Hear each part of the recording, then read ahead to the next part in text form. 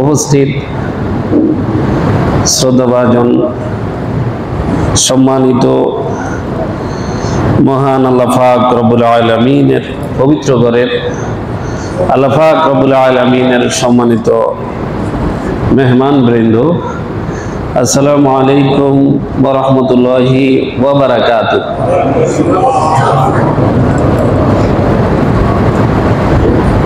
সারা দুনিয়ার একমাত্র সৃষ্টিকর্তা, লালন পালন কর্তা, নিয়ন্ত্রণ কর্তা, হায়াত দাতা, রিজিক দাতা, আইন দাতা, জীবন দাতা, বিধান দাতা মহান রব্বুল আলামিনের শুকরিয়া আদায় করছি, যিনি আমাদেরকে পবিত্র এবং সম্মানিত মানবতার সুবহে সাদেক নামে খ্যাত পবিত্র রাবিউল আউয়াল মাসের পবিত্র জুমার দিনে আল্লাহ পাক রব্বুল আলামিনের সৃষ্টি এই বিশাল দুনিয়ার মধ্যে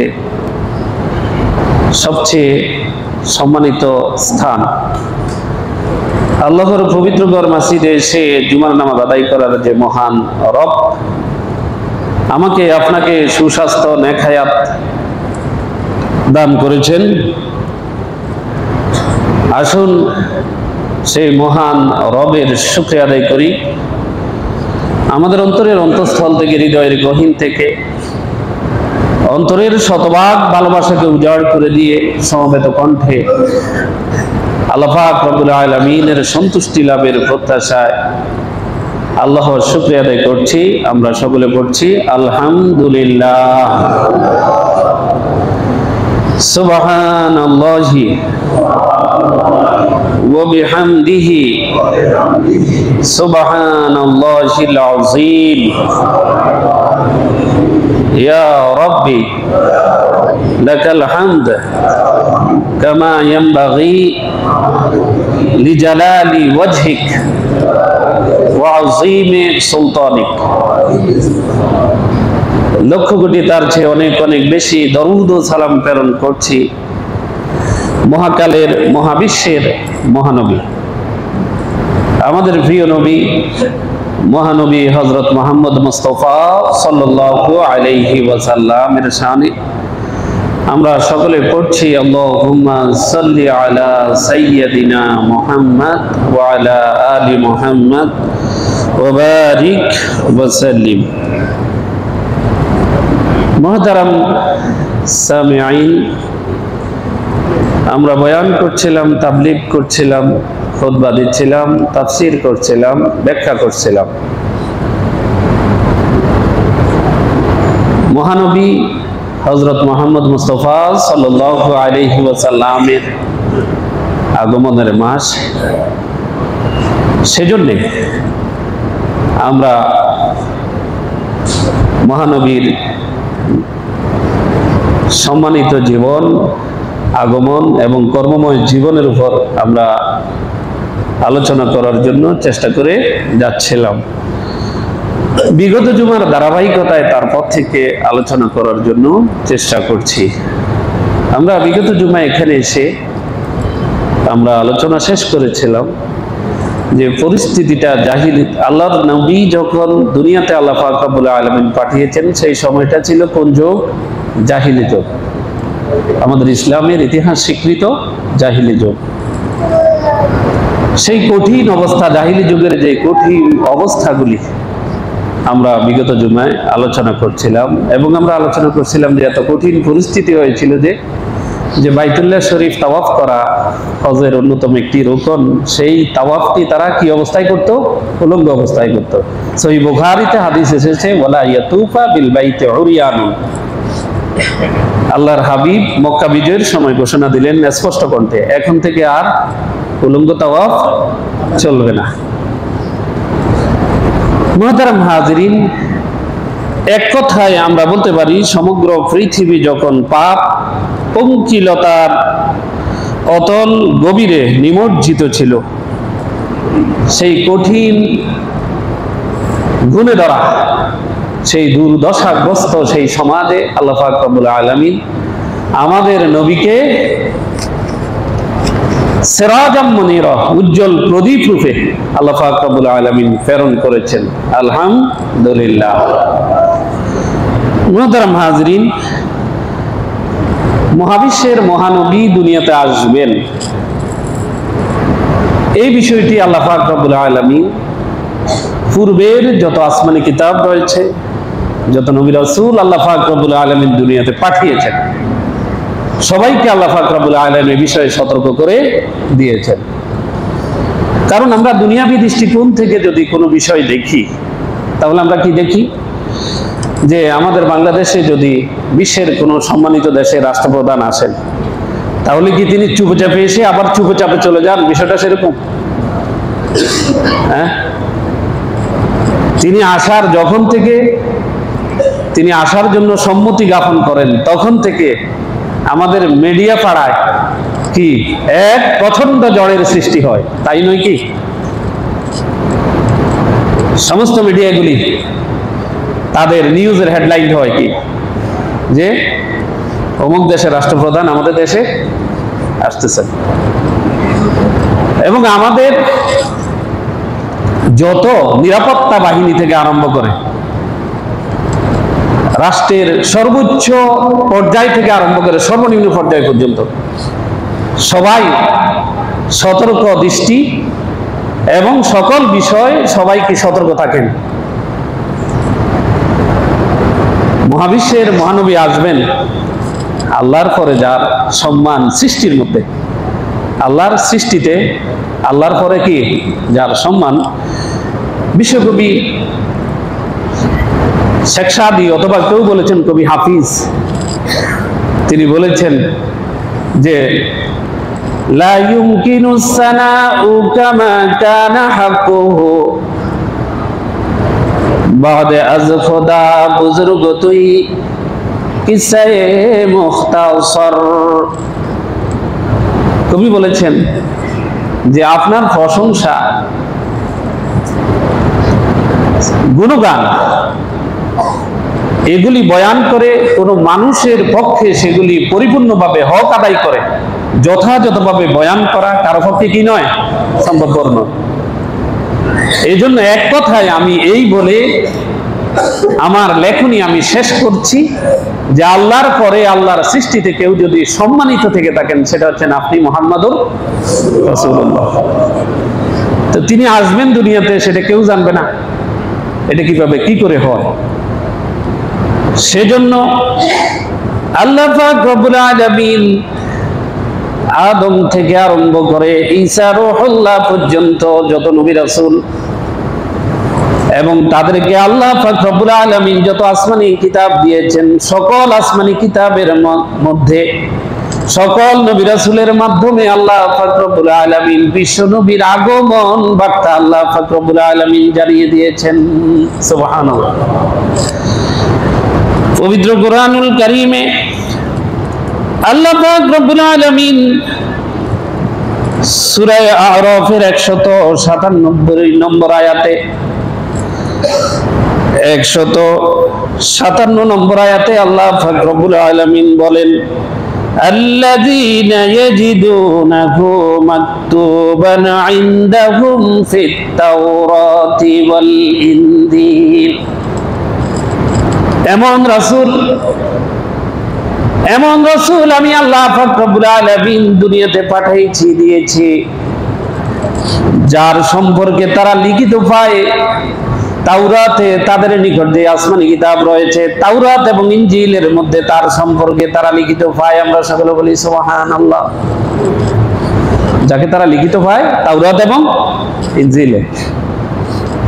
এবং আল্লাহ পাক রব্বুল আলামিন সূরা ফাতহের 29 নম্বর আয়াতে আল্লাহ পাক রব্বুল আলামিন বিশ্ব নবী এবং তার সাথীবর্গের ব্যাপারে আল্লাহ পাক রব্বুল আলামিন কোরআনুল কারীমের সূরা ফাতর 29 নম্বর আয়াতে আমার আল্লাহ পাক রব্বুল আলামিন বলেন, যালিকা মাসালুহুম ফিত তাওরাতি ওয়া মাসালুহুম ফিল ইনজিল।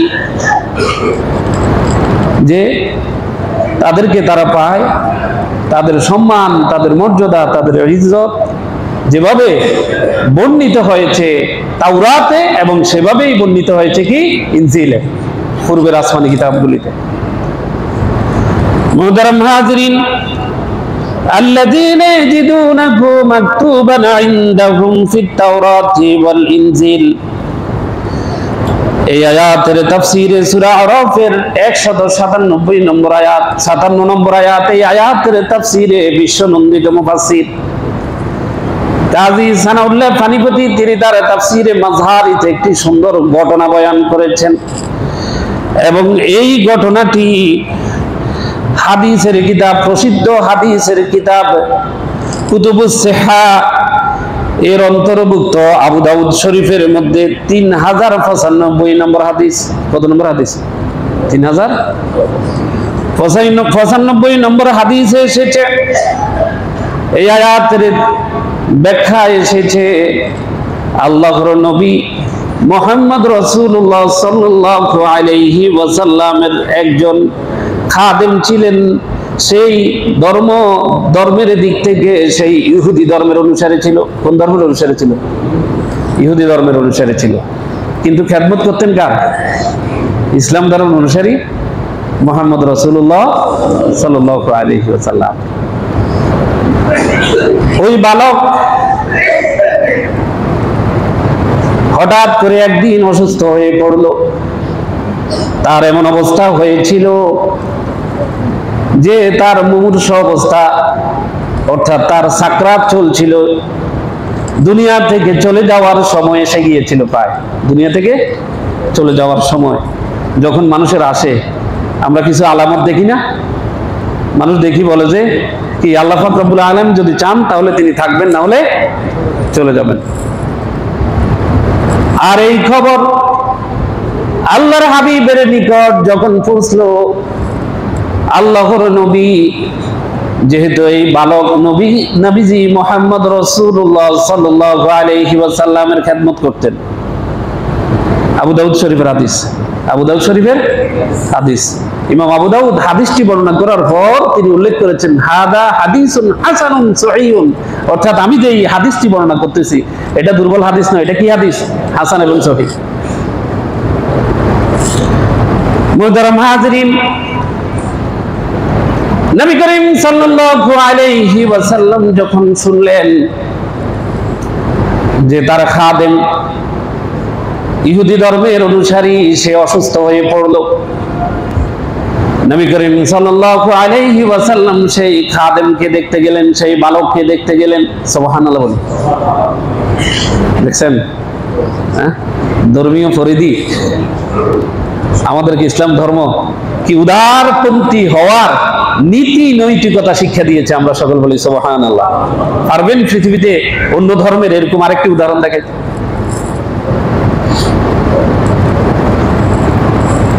মুহতারাম হাজিরিন, নবী করিম সাল্লাল্লাহু আলাইহি ওয়াসাল্লাম যখন ওই বালককে দেখতে গেলেন, তখন সেখানে গিয়ে দেখেন বালকটি শোয়া অবস্থায় রয়েছে, শায়িত রয়েছে, তার সাকরাত চলছে, মুমূর্ষ অবস্থায় সেই চলছে। এমত অবস্থায় আল্লাহর হাবিব দেখতেছেন ইহুদি ধর্মের অনুসারী তার পিতা তার শিহরের পাশে দাঁড়িয়ে, মাথার পাশে দাঁড়িয়ে তাওরাত কিতাব তেলাওয়াত করতেছেন। কোন কিতাব? কেন তাওরাত পড়তেছেন? তার অর্থ হলো যেহেতু সে কি ইহুদি ধর্মের অনুসারী। নবী করিম সাল্লাল্লাহু আলাইহি ওয়াসাল্লাম যখন এই অবস্থা দেখলেন, সাথে সাথে সেই ইহুদিকে প্রশ্ন করলেন, হে ইহুদি, তুমি তো একজন তাওরাত কিতাবের একজন পণ্ডিত, সুন্দর তাওরাত কিতাব তেলাওয়াত করতেছ, আমি তোমাকে প্রশ্ন করি, তুমি কি আমি নবীর সম্পর্কে, আমার সম্পর্কে, আমার জীবন সম্পর্কে, আমার কর্ম সম্পর্কে এবং আল্লাহ পাক রব্বুল আলামিন দুনিয়াতে আমাকে সর্বশেষ এবং সর্বশ্রেষ্ঠ নবী করে দুনিয়াতে পাঠিয়েছেন, এই সম্পর্কে তুমি কি তাওরাত কিতাবের মধ্যে কিছু পাও নাই? সুবহানাল্লাহ। যেহেতু সেই ইহুদি, সে এই প্রশ্নের জবাব সেই সত্য উত্তর দিল না। দিবে? সত্য উত্তর দিল না। সে বলছে না, আমি আপনার সম্পর্কে তাওরাত কিতাবে কিছু পাইনি। আল্লাহু আকবার বলি। এই কথা বলার পর আল্লাহর হাবিব কসম করে বলেছেন, আমি কসম করে বলছি, শপথ করে বলছি, যিনি আল্লাহর জলিলুল কদর পয়গম্বর হযরত মূসার উপর তাওরাত কিতাব নাজিল করেছেন, তিনি আমি নবী সম্পর্কে গুরুত্বপূর্ণ বিষয়গুলি তাওরাত কিতাবের মধ্যে বয়ান করে দিয়েছেন। আমরা সকলে বলি সুবহানাল্লাহ। সাথে সাথে ওই ইহুদি ব্যক্তির বালক যে আল্লাহর নবীর খেদমত করত, কি করত? খেদমত করত। সে তো মুমূর্ষু অবস্থায় এবং তার সাকরাত চলছে।